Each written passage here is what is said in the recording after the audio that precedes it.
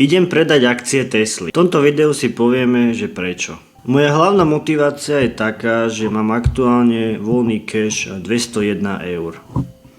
A našiel som si sektor, do ktorého chcem investovať $1000. Ide o sektor výrobcov potravín. Tento sektor je celkom nudný, ale aktuálne mi dáva veľký zmysel do ňoho investovať. Ešte neviem, ktorú firmu nakúpim, ale s najväčšou pravdepodobnosťou sa bude jednať o firmu General Mills. O tom si urobíme na budúce video, že či náhodou nakúpim General Mills alebo nejakú inú firmu z tohto sektora. Problém je ten, ako som hovoril, to, že mám tých $200 voľný cash. Keďže chcem nakúpiť za tých $1000, tak musím, bohužiaľ, kanibalizovať moje portfólio. Keď som sa rozhodoval, ktoré pozície poruším, rozhodoval som sa medzi dvoma spoločnosťami. Prvou spoločnosťou, na ktorú som sa rozhodoval, bol spoločnosť AMD. Tam bol ten argument, že uzavrieť časť pozície za tých $1000 kvôli tomu, že v tej spoločnosti mám aktuálne 13% portfólia, ale keď som sa pozrel na graf, tak akcie AMD mi dávajú väčší zmysel ďalej vlastniť. Môžeme vidieť, že akcia po veľmi prudkom raste aktuálne tvorí range. Pre mňa je toto zaujímavé miesto na ďalšie držanie. Ak budem AMD predávať, tak jedine vtedy, ak nájdem nejakú softverovú spoločnosť na nákup. Tak prečo som sa rozhodol pre Teslu? V poslednom období som skeptický voči Tesle.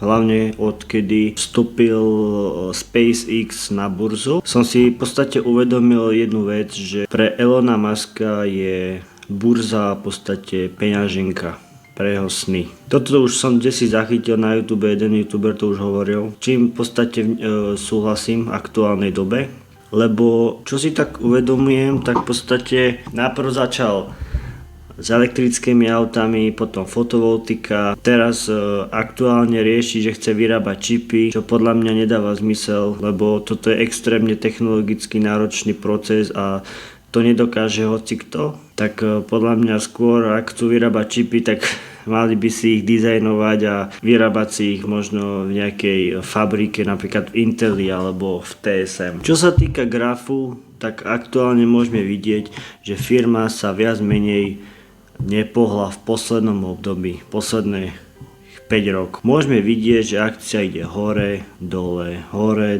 A aktuálne firma po výraznom poklese kvôli hospodárskym výsledkom, ktoré dopadli úplne katastrofálne, sa akcia snaží dostať cez tento support.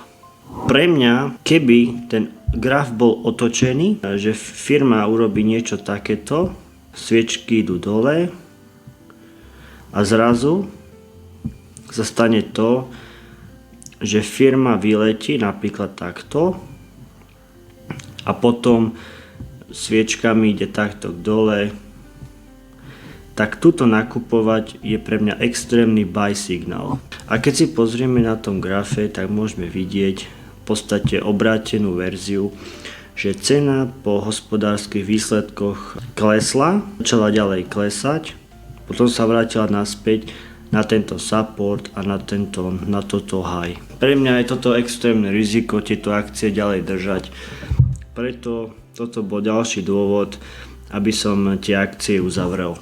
Tak poďme na to. Tu mám akcie Tesly, tak ich jednoducho uzavriem a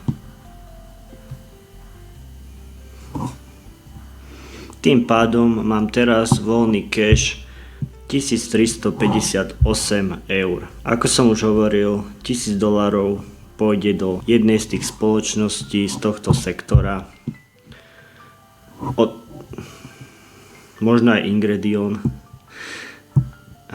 A zvyšné peniaze podľa mňa najväčšou pravdepodobnosťou pôjdu do nejakej softverovej spoločnosti. Aktuálne sa mi extrémne páči spoločnosť FireEasy. Tu môžeme vidieť to, že cena bola na nejakom spodku, urobila pohyb smerom hore, vrátila sa dole, išla zase hore, potom sa zase vrátila na toto miesto. A čo je pre mňa extrémne zaujímavé je to, že tá spoločnosť tu tvorí range.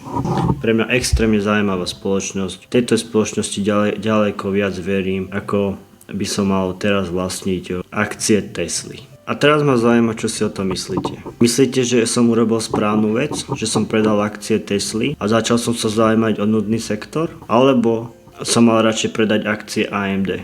Je pre vás zaujímavý ten sektor balených potravín? Ja som veľmi zvedavý na to, že ako sa mi zmení môj dividendový výnos, lebo aktuálne mám dividendový výnos nejakých 0,7%. Akcie Tesly nevyplácajú žiadnu dividendu, ale keď sa pozrieme, tak všetky tieto spoločnosti z tohto sektora vyplácajú nejakú dividendu. Sú tu nejaké výnimky, ale väčšina tých spoločností ju vypláca. Toto není pre mňa priorita, tá dividenda, toto je iba taká zaujímavosť. Pre mňa je vždy priorita kapitálový výnos. Ak sú pre teba moje investičné myšlienky zaujímavé, daj odber. Majte sa.